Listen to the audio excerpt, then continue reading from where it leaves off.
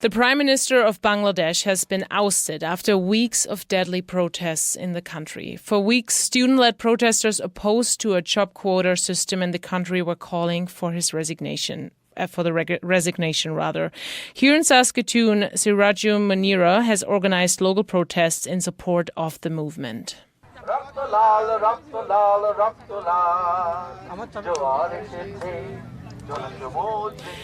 Last night, Sirajum was part of a victory celebration rally, and she's from Bangladesh. She also teaches at the University of Saskatchewan, and Sirajum joins me now in studio. Hello, and thanks for coming in. Hello, thank you for having me.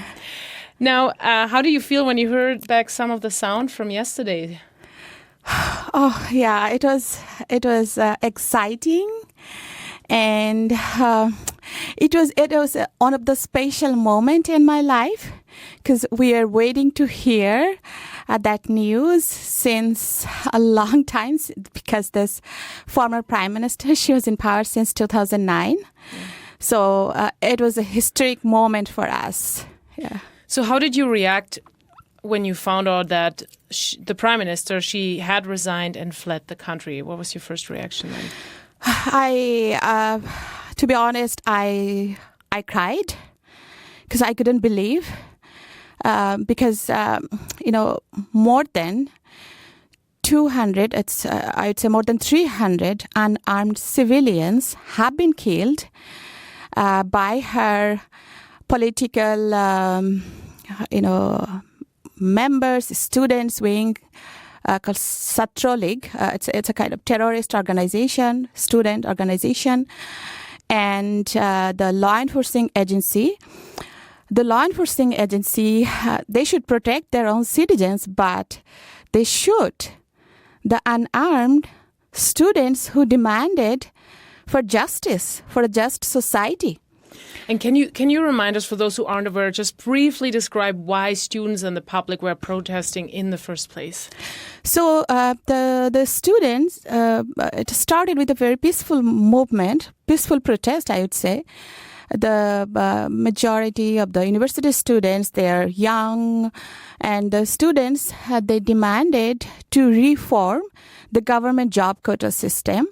And so in 2018, the government job quota system was abolished.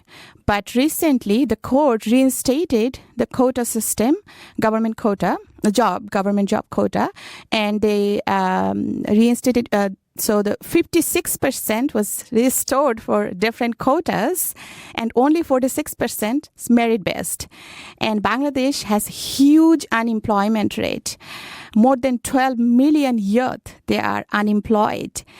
And those 46%, it's merit-based, but the students, they needed political labeling, political lobbyist, nepotism, and then they can, and those jobs are really, dream job for the youth in back home.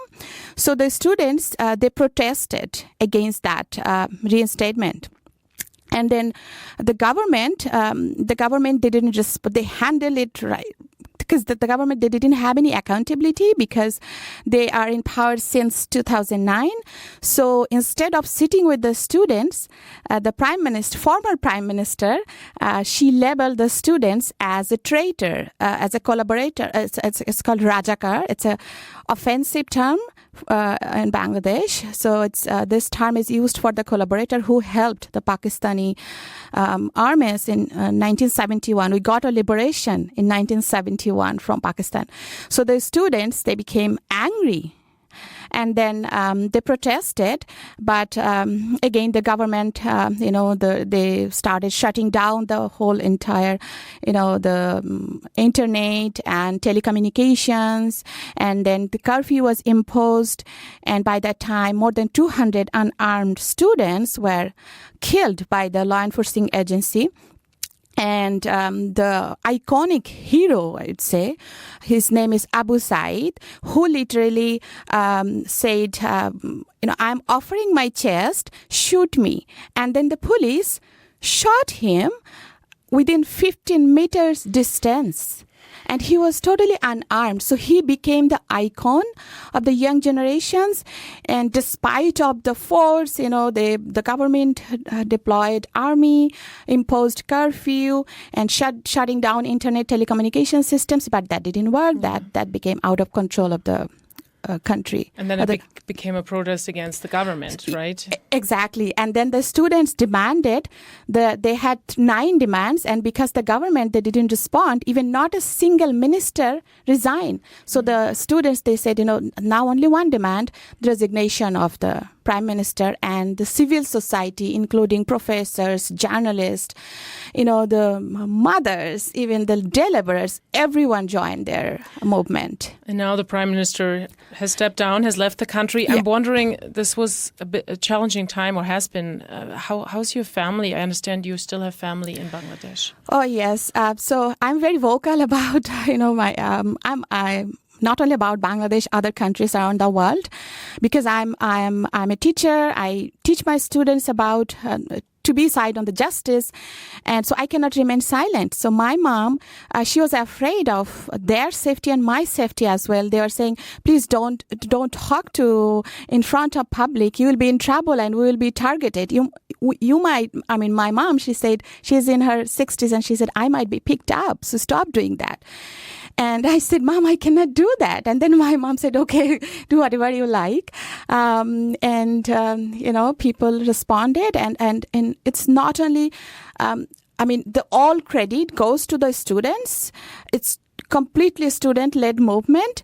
But at the same time, the civil society responded, and the people of outside, people who are living outside of Bangladesh, they worked.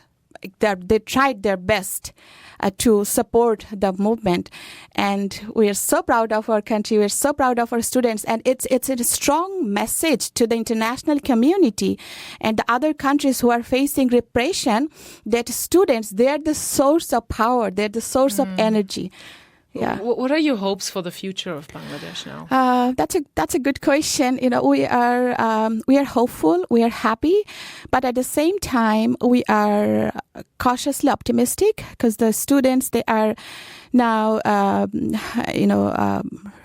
asking to form an interim government. And they're proposing the name of Nobel laureate Dr. Muhammad Yunus. He is a well-respected person, and at the same time they're proposing some other member's name, and they are hoping for a better future where they can, everyone can practice their democratic rights, and they fought to establish a just society. So we're hoping for the best.